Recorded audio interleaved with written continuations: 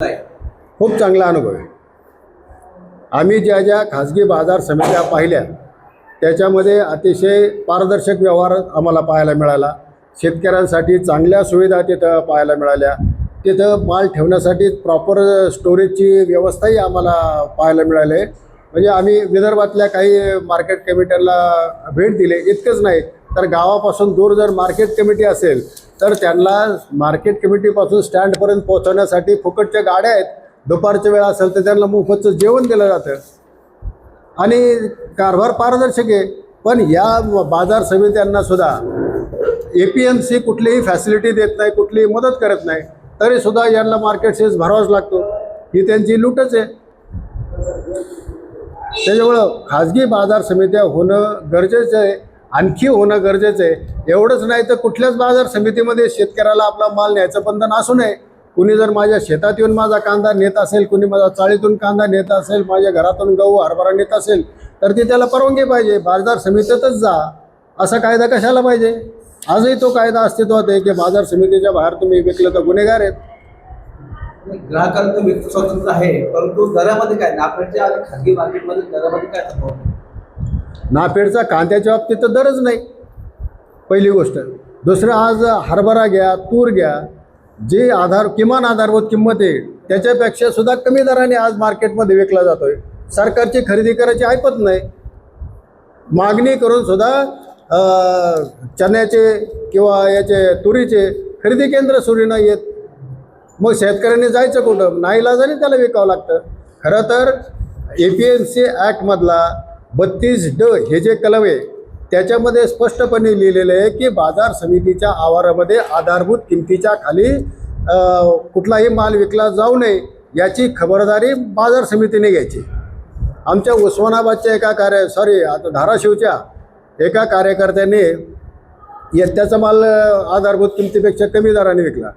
त्यांनी मंत्रालयात अपील केली मंत्र्यांकडे, तिथं केस चालली आणि त्या केसचा निकाल लागला आणि तो सगळं संचालक मंडळ बरखास्त झालं। मुरुम म्हणून एक तालुका आहे, तिथली बाजार समितीचं संचालक मंडळ बरखास्त झालं। ते हायकोर्टात गेले, हायकोर्टात याच्या बाजूने निकाल लागला, सुप्रीम कोर्टात गेले, तिथं सुद्धा आता याच्या बाजूने निकाल लागण्याची शक्यता आहे, कारण कायदाच तसा आहे। मग असं असताना सुद्धा आम्हाला नाईलाजाने विकावं लागतं। कदाचित आता शेतकरी संघटना व स्वतंत्र भारत पक्ष एकूणच बाजार समित्यांमध्ये जो गैरव्यवहार चालतो हा बंद करण्यासाठी आता मोठ्या प्रमाणामध्ये आंदोलन केलं जातं। जी हमाली त्या हमालीपेक्षा जास्त पैसे तिथं घेतले जातात। पुन्हा कालच एक केस आली होती की त्याच्यामध्ये सगळं हिशोब हमाली टपाली सगळं जाऊन पावतीवरती मागच्या बाजूनी पेन्सिलने 1500 रुपये कट करून घेतले व्यापाऱ्याने। काय कारण आहे? याच्या विरोधात जर आपण APMCकडे गेलो तर ते काहीच करत नाही।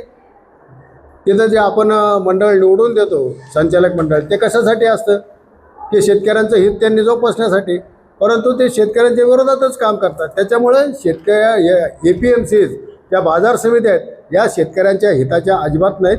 शरद जोशी तर त्यांना कत्तलखाने बनले होते। तिथे येऊन शेतकऱ्याच्या मुंडीवरती सुरे लावायचाच कार्यक्रम केला जातो। त्याच्यामुळे ही व्यवस्थाच शेतकऱ्यांच्या अजिबात हिताची नाही आहे। बंधन तर नाही आहे, पण आता बाजारामध्ये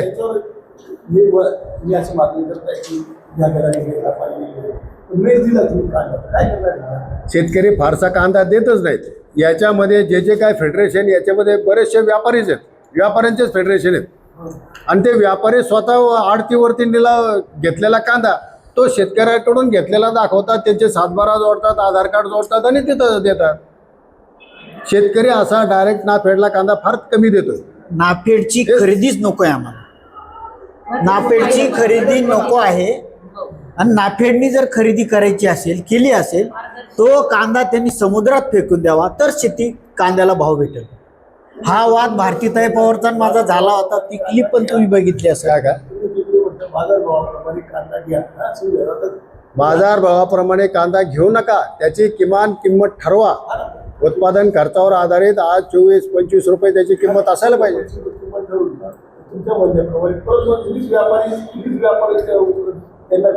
नाही, समजा बाजारामध्ये 12 रुपये किंमत आहे आणि इकडे 20 रुपये चालू आहे नाफेडचा, तर शेतकरी मार्केटला कशाला जाईल, तो डायरेक्ट नाफेडला देईल ना. आज बाजारातच तेच मूल्य. उलट आम्ही ज्या वेळेला पहिल्यांदा अशी परिस्थिती झाली होती वाटतं 2018 त्यावेळेला आम्ही लासलगावच्या मार्केटमध्ये फिरलो. सरकारी लोक खरेदी करीत होते नाफेडचे आणि हे पण होते. तर व्यापारी कमी दरात घ्यायचे. म्हटलं तुम्ही एवढं कमी कसं काय घेता?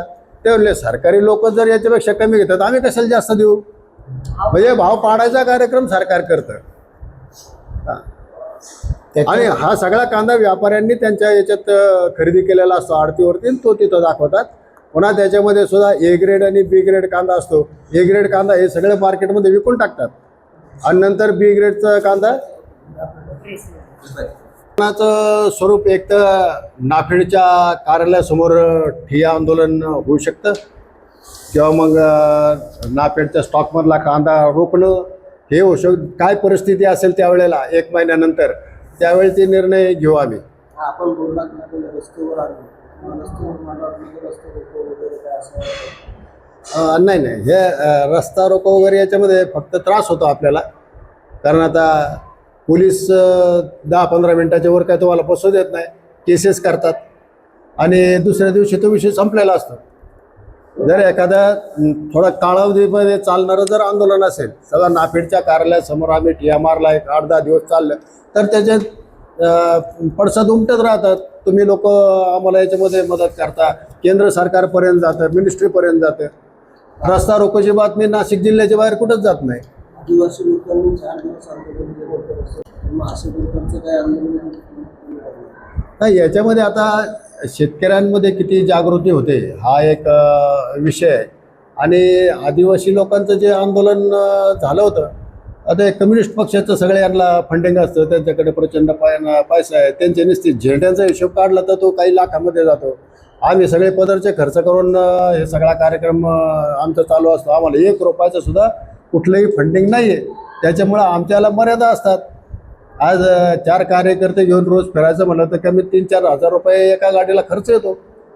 हा कुठून उभा करायचा? आम्ही आमचं जसं जमल तसं काय वेळ पडले तर जमिनी विकून कार्यक्रम चालू आहे.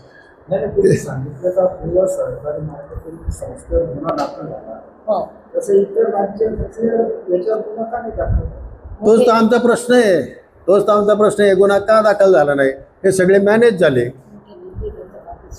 चेअरमन पासून सगळे मॅनेज झाले. स्पष्ट दारच काय कारवाई चालू काहीच नाही ना, काहीच कारवाई नाही. आमचं म्हणणं याची कारवाई काय नाही झाली, याची पुढं काय चौकशी केली यांनी? कॅबिनेट मंत्र्यापर्यंत लोक पाठीशी असले त्याला किती वेळ लागतो? आपला गुन्हा दाखल करून नाही घेत. हे तर आता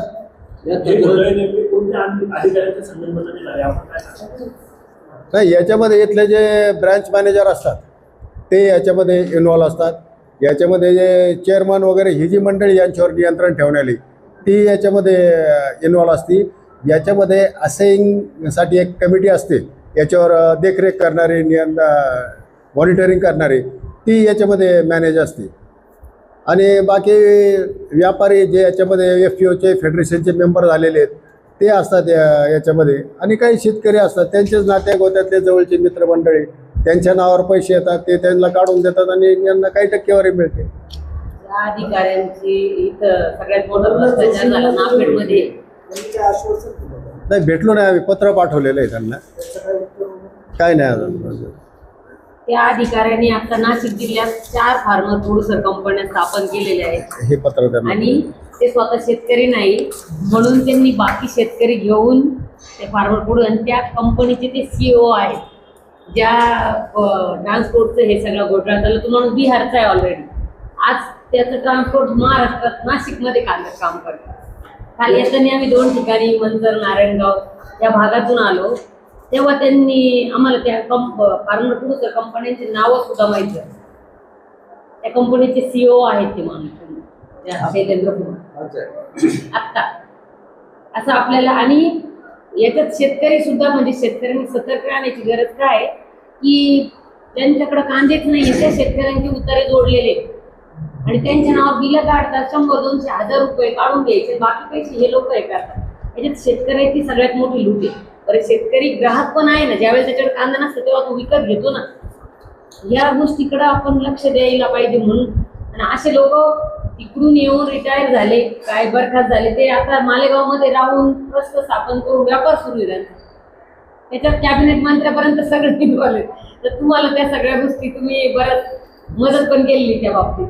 पत्रकारांनी खूप चांगली मदत केली नाफेडच्या बाबतीत. हे कसं लक्षात आलं की गोव्याला पाठवलं नाही तुमचं? हे काय FIR आहे ना. तुमच्या लक्षात कसं आलं? टोलवर त्यांच्या फास्टॅग नाही ना. ज्या गाड्या दाखवल्या इथं भरल्या, गोव्याला चालल्यावर त्यांना दाखवावं लागतं ना नाफेडच्या ऑफिसला की आम्ही इथून या चाळीतून कांदा भरला आणि तो गोव्याला पोहोचला. त्यांच्या ज्या गाईडलाईन्स आहेत, या गाईडलाईन्सप्रमाणे त्यांना CCTV प्रत्येक याच्यावरती स्टोरेजवरती लावणं पण बंधनकारक आहे. प्रत्येक गाडी उतरवताना भरताना त्याचं त्यांना फुटेज लागतं. त्यानंतर गाडी चालली तर त्यांना GPS ट्रॅकिंग कंपल्सरी आहे त्यांना. त्यांनी फास्टॅगच्या सगळ्या पावत्या याला जोडणं गरजेचं आहे. ते यांनी काहीच केलं नाही. आणि वरती ज्या वेळेला याची हे सुरू झाले त्यावेळेला हे सगळं उघड झालं. आणि हे गोव्याचं उघड झालं म्हणून याच्यावरती झाले, यांना ते दडपता आलं नाही. पण बाकीचं सगळं दडपायचाच कार्यक्रम केला यांनी. कांदा होता तेव्हा तो कांदा इथंच विकला आहे. नंतर हो. आपल्या- यांनी कमवले मधल्यामध्ये.